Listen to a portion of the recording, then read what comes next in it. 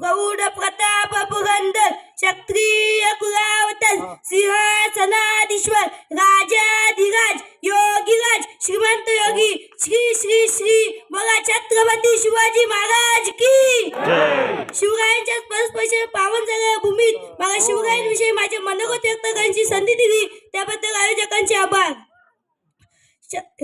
महाराष्ट्राचे आराध्य दैवत भूपती नृपती पृथ्वीपती परमप्रतापी विश्ववंदनीय राजाधिराज योगीराज श्रीमंत योगी छत्रपती शिवाजी महाराजांना माझा मानाचा मुजरा.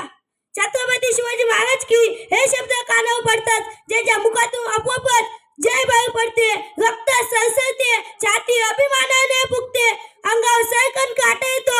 अशा मराठमोळ्या बंधू भगिनींनो मी सायराज देशमुख आपल्यासमोर काही माझे मनोगत व्यक्त करणार आहे ते तुम्ही शांततेने ऐकावे ही माझी नम्र विनंती. विजयासारखी तलवार चालून गेला, निर्लज्जतेने सगळं हिंदुस्थान हरवून गेला, वाघनखेने अफजलखानचा कोथळा पाडून गेला, स्वर्गात गेला जगात आम्हाला झुकून नुसरा केला, असा मर्द मराठा शिव पाहून गेला. या मातीमध्ये जन्म घेतलेल्या मुलाला सुद्धा सांगावं लागत नाही की छत्रपती शिवाजी महाराज कोण होते, कारण की तो इथे जन्मतात इथली माती त्यांच्या मनामध्ये शिवरायांचे नाव करून ठेवते. इथल्या माणसांना तो सोडत इथल्या दारागावांना जर विचारले की छत्रपती शिवाजी महाराज कोण होते तर ते सांगतील रुद्राचा अवतार तो, वाघाचा ठसा तो. विचारते सह्याद्रीला आणि विचारते सागरी लहरींना की माझा शिवबा कसा होता कोणी एकेकाळी आम्ही जनावरांसारखं जीवन जगत होतो. आमचे अन्न होतं सोडाच पण आमच्या देवावर सुद्धा अधिकार राहिला नव्हता. अशा परिस्थितीत महाराष्ट्राच्या भूमीला हवा होता एक जागा धगमगत पेटत अंगार.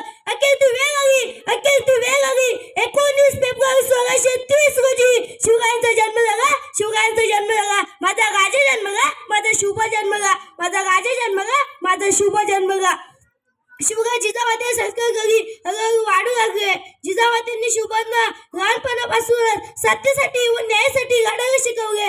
शिवरायांनी छत्रपती शिवाजी महाराज ही एक व्यक्ती नसून विचार आहे. व्यक्ती नष्ट होतात पण विचार कधी नष्ट होत नाहीत. मातेकडून मिळालेले संस्कार घेऊन शिवरायांनी रायरेश्वराच्या साक्षीने स्वराज्य स्थापनेची प्रतिज्ञा घेतली.